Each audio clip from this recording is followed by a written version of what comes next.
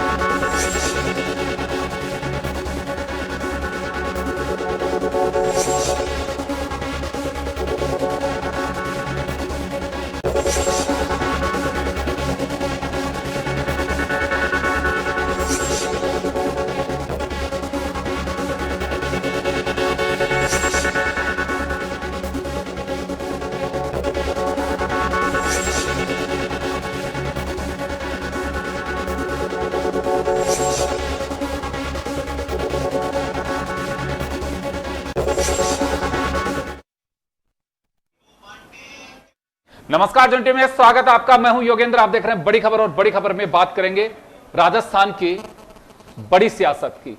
तस्वीर साफ हो चुकी है, कौन कहां से प्रत्याशी है, कौन डैमेज कंट्रोल करेगा, किसने वापस लिया, किस दल के कितने प्रत्याशी हैं। लेकिन इसी बीच एक बड़ी खबर, मुख्यमंत्री अशोक गहलोत के खास जोधपुर के महापौर भी रहे सूरसागर से इंडिपेंडेंट, उन्होंने पर्चा भी दाखिल किया और अब वो बीजेपी का दामन थामने की तैयारी चल रही है। ये एक बड़ी खबर अभी सियासी गलियारों से आ रही है। खैर चलिए, लेकिन जब ज्वाइन करेंगे तो उसकी भी चर्चा करेंगे। फिलहाल हम राजस्थान के उन समीकरणों को वरिष्ठ पत्रकारों और समीक्षकों के माध्यम से समझने की कोशिश करेंगे कि वाकई इस बार का चुनाव कुछ अलग हटके है कि हर बार ही होता है चुनाव अलग हटके, हर चुनाव में कुछ ना कुछ तो होता ही, तो इस बार ऐसा कुछ लगता नहीं है। हमारे साथ में उमेंद्र दादी साहब, मुकेश शर्मा साहब और राजेंद्र शर्मा जी, वरिष्ठ पत्रकारों का पैनल है जो जुड़े हुए। राजेंद्र जी, क्या लगता है इस बार कुछ अलग हटके है चुनाव? ये तो कहना मेरे जहाँ तक मेरी राय अलग हटके है तो हर चुनाव चल रहा है। गए वाला चुनाव के हम देखेंगे तो आप देखिए कि संतुष्ट जो बाकी उम्मीदवार काफी खड़े हुए, और ये आप देखिए कि बागियों की बदौलत जो 13 एमएलए जो जीत करके निर्दलीय बागी जीत करके उनकी बदौलत पूरे 5 साल सरकार चली है। इसलिए ये अपन कहें कि साहब इस बार ये पहली बार हो रहा है, तो इस बात को तो कहना गलत होगा। नंबर 1। नंबर 2, मजे की बात यह कि जो जिस पार्टी का बागी था उसने दूसरी पार्टी को सपोर्ट किया। जो बीजेपी से बागी थे उन्होंने, जब गहलोत साहब की सरकार बनी, दूसरी चीज़ पायलट साहब के और गहलोत साहब के जो डिस्प्यूट हुआ उस पीरियड के अंदर आप देखो कि अधिकांश जो बीजेपी समर्थक बागी थे, बीजेपी से जुड़े बागी थे, वो सारे के सारे गहलोत साहब के खेमे के अंदर आए और उनको सपोर्ट दिया, पूरे 5 साल तक सपोर्ट दिया है। इसलिए ये कहना, तो अब 2 चीज़ें तो बड़ी स्पष्ट सी हो जानी चाहिए कि अब राजनीति के अंदर प्रतिबद्धता वाली, जो निष्ठा वाली जो होती ना, कमिटमेंट वाली बात, वो लगभग नहीं रही है। तो एक तो उस चीज़ को देख करके चलना चाहिए, क्योंकि अभी आपने ताज़ा समाचार बताया, अब थोड़ी देर में हो सकता है उसकी पुष्टि हो जाए कितना सही है कितना गलत है, कि रामेश्वर दादी जी जो कमिटेड कांग्रेसी हैं, महापौर रह चुके हैं, आज से नहीं वर्षों से कांग्रेस से जुड़े हुए हैं, अब वो बीजेपी में जा रहे हैं। इसी तरह की दूसरी घटनाएं हो रही है। और जैसे जयपुर के पूर्व महापौर बीजेपी के अंदर आ गई, या और दूसरे लोग आ रहे हैं इधर से बीजेपी से कांग्रेस में जा रहे हैं। तो एक सिलसिला चलता रहेगा। इसको तो जब तक पोलिंग नहीं हो जाता उस दिन के 1 दिन पहले तक चलेगा कि साहब उन्होंने अंदर ही अंदर उनको सपोर्ट कर दिया, इस तरह की बातें चलेगी। इसलिए इस चीज को तो अब नकारा नहीं जा सकता। बिल्कुल। ये देखिए, मैं मुकेश जी के पास में जाना चाहूंगा। सर, आपने देखा कि आया राम गया राम हर बार होता है, लेकिन एक जो सैद्धांतिक बात होती है और विचारों की लड़ाई लड़ी जाती है, कहा जाता है राजनीतिक दलों की ओर से, बड़ी सरप्राइज होता है कि कुछ दिन पहले तक जिनको लेकर के ब्रीफिंग्स करते हैं राजनीतिक दल, उसने ये कर दिया, उसने ये कर दिया, और उसके बाद में गले लगाते हैं। जब मीडिया पूछता है तो आग बबूला भी हो जाते हैं, कहते हैं कि ये तो जांच का विषय, बाद में देखेंगे। तो जनता पे इतना भरोसा क्यों कर सकते हैं? जनता धोखा नहीं देगी? या जनता भी अब सतोलने लगेगी कि हाँ वास्तव में, और अगर नहीं सतोलती है तो क्या वाकई जनता वक्त आ गया कि जनता को जरूर सतोलना चाहिए कि जिन विचारधारा की वजह से पार्टियां फॉर्म होती हैं कि बनती हैं, अब वो बची ही नहीं है। ये कहीं कुछ दिखाई देगा इस चुनाव में कि लोग विचार भी करेंगे? अब नहीं, ये आपने बिल्कुल सही कहा योगेश जी।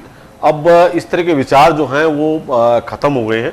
और आपको एक याद दिलाना चाहूँगा, यथा जनता तथा मतलब वो नेता वाली स्थिति है। तो जैसी जनता है वैसे नेता है। इसलिए ये तो कहना बड़े बेकार की बात है कि जनता विचार करेगी। जनता के पास विचार करने के लिए समय नहीं है। जनता तो ये देखती है, ठीक है जो हो गया वो हो गया, हमारी पार्टी ने एक कैंडिडेट खड़ा किया है। जनता क्या ज्यादा कमिटेड है, मतलब वोटर जो है वो ज्यादा कमिटेड होता है बजाय पॉलिटिशियंस के, लीडर्स के।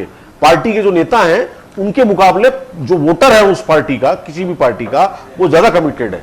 उसको वो बहुत ज्यादा फर्क नहीं पड़ता है कि बीजेपी ने किसको टिकट दिया, कांग्रेस ने किसको दिया, कांग्रेस में कौन आ गया, बीजेपी में कौन चला गया, कोई फर्क नहीं पड़ रहा। हाँ, वो नाराजगी जरूर जताते हैं, लेकिन वो और ज्यादा कमिटेड होते हैं। ऐसा मैंने देखा है कि अगर कोई उनको लगता है कि उनकी पार्टी का, जैसे अभी खबर आ रही है कि जोधपुर से रामेश्वर दादी जो हैं वो बीजेपी ज्वाइन करेंगे, मैं आपको मेरा अनुभव बता रहा हूं कि बहुत ज्यादा फर्क नहीं पड़ने वाला है। जोधपुर में मतदाताओं पे कोई विशेष प्रभाव नहीं पड़ेगा। चर्चा का केंद्र बिंदु जरूर बनेंगे वो, लेकिन वोट इधर उधर हो जाएंगे, वो समय खत्म हो गया। वो ऐसा कोई नेता नहीं रहा कि वो वोट उसके आने से वोट चले जाएं, उसके जाने से वोट रुक जाए, ऐसा संभव अभी मुझे नहीं लगता है। होंगे नेता, ऐसे हैं, अभी भी नेता हैं, लेकिन वो बहुत कम है। दूसरा, ये कहना कि वैचारिक रूप से जो पार्टियां हैं, राजनीतिक दल हैं, वो कोई बहुत कमिटेड वैचारिक स्तर पे पॉलिटिक्स कर रहे हैं, ये अब कल की बातें हो गई हैं। और राजनीति जो है वो वैसे भी सिर्फ नाम की वैचारिक होती है, ये तय है। कभी भी वैचारिकता जो है वो एक दिखावे की होती थी, वो व्यक्ति पे डिपेंड करता है, वो हालात पे डिपेंड करता है। आजादी से पहले कुछ और हालात थे, कुछ और विचार थे, कुछ और परिस्थितियां थी। अच्छा, हर बार परिस्थितियों के अनुरूप निर्णय होते हैं, तो परिस्थितियां बदलती हैं तो निर्णय भी बदलते हैं, विचार भी बदलते हैं। विचार कोई स्थायी नहीं हो सकता, विचार समय के अनुरूप बदलता है, बिल्कुल बदलना भी चाहिए। सहमत हूं कि नैतिक पतन हर क्षेत्र में हुआ है, इसी समाज से निकले हुए राजनीतिक दल हैं, इसी के लोगों ने बनाया है। तो जब समाज में पतन हो रहा है तो राजनीतिक दल कहां से अछूते रहेंगे? बिल्कुल बिल्कुल। और कुछ हद तक इसके लिए पब्लिक भी रेस्पॉन्सिबल है। बिल्कुल, जनता उसी ने भी किया है कि अगर सतोल के वास्तव में अपने सिद्धांतों को अगर जनता कायम रखती तो राजनीतिक दलों को भी इस पटरी पे आना पड़ता। लेकिन जब चर्चा सुनता हूं यहाँ पे, एक मैं जरूर जिक्र करना चाहूंगा भवानी सिंह राजावत का, कि मैंने इसको पार्षद का जब चुनाव लड़ाया था तो मैंने थैली रात को बांट करके चुनाव लड़ाया था। अब ये जब हालात बनेंगे, लोग उन चीजों को गले लगा लेंगे, तो फिर आप उम्मीद मत करिए। कोर्ट का एक मुझे अच्छे से ध्यान है, किसी जज का कमेंट कि जब वोट डाला था, नहीं साहब वोट तो देने नहीं गए, कितने % लोग वोट डालते हैं कि वोट का जब टाइम आता है, जब चाबी आपके पास में होती है, उस वक्त तो आप सोए रहते हैं, उस समय ध्यान नहीं देते हैं और बाद में कहते हैं साहब उसने ये कर दिया। ये लोकतंत्र के लिए ऐसे कमेंट्स बहुत जरूरी है ताकि लोग वास्तव में जागरूक हो सकें। आपके पास तो सबसे बड़ा अधिकार है किसी भी सरकार को बनाना और किसी को भी गिराना। उमेंद्र जी, आपके पास में आना चाहूंगा मैं। क्या लगता है कि जनता समझदार है, इसमें कोई डाउट नहीं है, लेकिन जो नेता इतनी बड़ी रिस्क ले लेते हैं कि कल जिसको गाली दे रहे थे, मेरा मतलब जिस पे कमेंट कर रहे थे, और आज उसको वापस गले लगा रहे हैं, तो जनता भी सोचती है कि जो हमारे नहीं हो सके अब उनको गले लगा रहे हैं, तो विचार करेगी जनता, या फिर जनता भी देखती है कि कोई फर्क नहीं पड़ता इन चीज़ों से?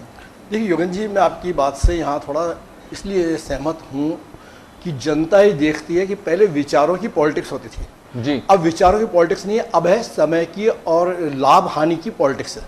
कहाँ हानि है कहाँ लाभ है ये देखा जाता है।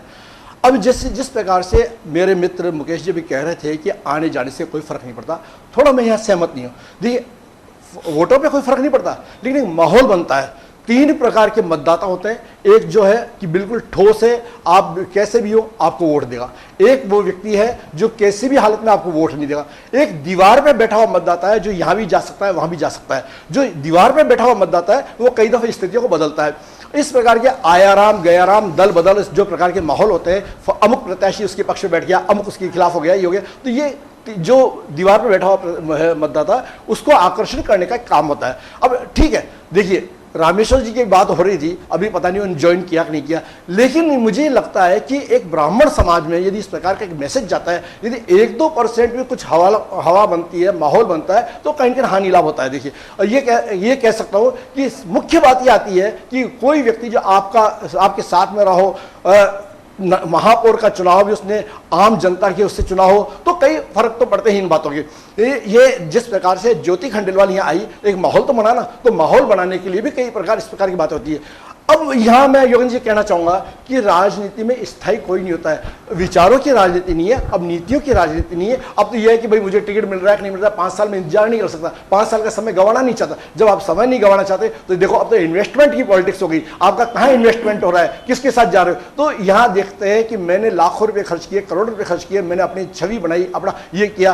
तो मुझे तत्काल लाभ चाहिए। अब कभी कभी लगता है कि ठीक है, दबाव की राजनीति भी होती है। दबाव की राजनीति के लिए भी होता है कि ठीक है साहब, मैं वहां से छोड़ के आया हूं, तो निगम बोर्ड में तो मुझे कुछ ना कुछ तो बढ़ाओगे। तो सौदेबाजी की राजनीति होगी योगेंद्र जी। अब सौदेबाजी में कौन व्यक्ति कहां फिट बैठता है माहौल बनाने में।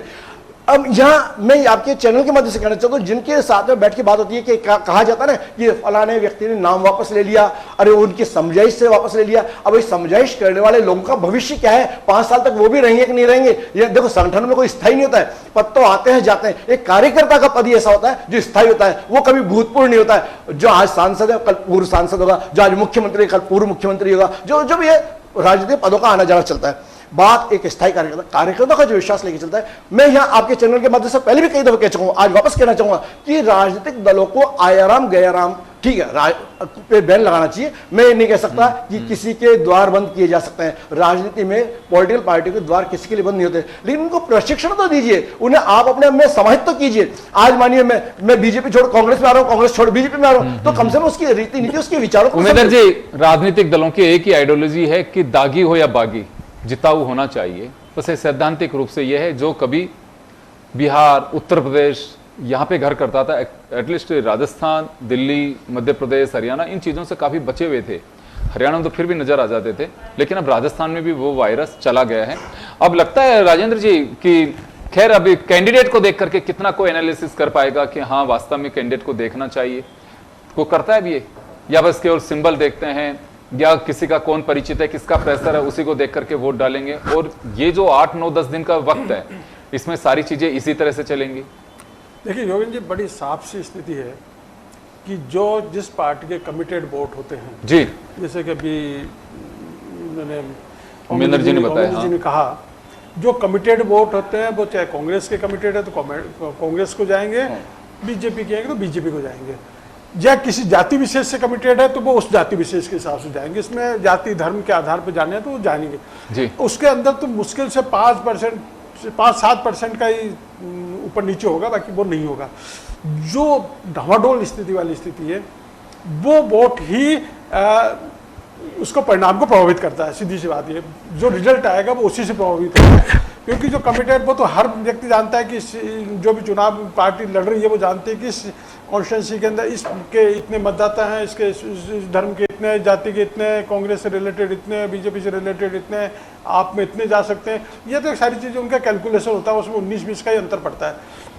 सवाल ये है कि जो एंड टाइम के ऊपर आकर के या तो नाम वापस लेते हैं या बागी खड़े होते हैं, या समझ लीजिए कि पार्टी बदलते हैं, तो वो चीज़ें आकर के मुश्किल से 1-8% ही वोटों को प्रभावित करती है, ज़्यादा नहीं करती। अब आप देखिए मोटे मोटे से जिस वायरस की आप बात कर रहे हो, एक पार्टी को छोड़ के दूसरे में जाना एक बिल्कुल अलग चीज़ है।